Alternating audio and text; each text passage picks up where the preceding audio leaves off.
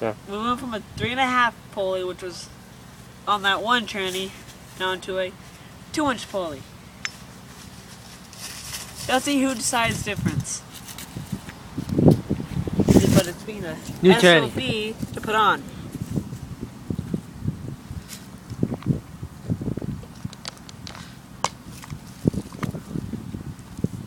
I gotta drill out the shaft.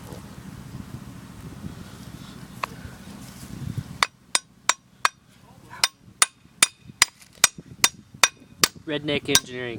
If you don't have a hammer, beat it with a crowbar.